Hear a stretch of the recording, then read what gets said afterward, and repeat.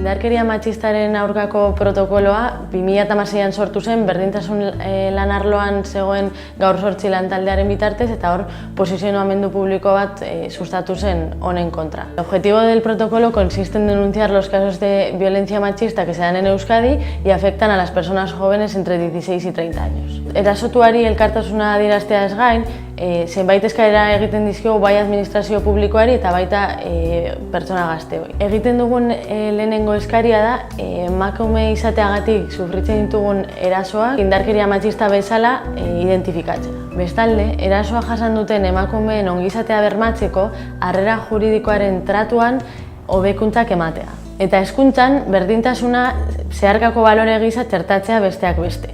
Asimismo, pedimos a las personas jóvenes un posicionamiento claro, tolerancia cero y que digan guk ezetz ante estos casos.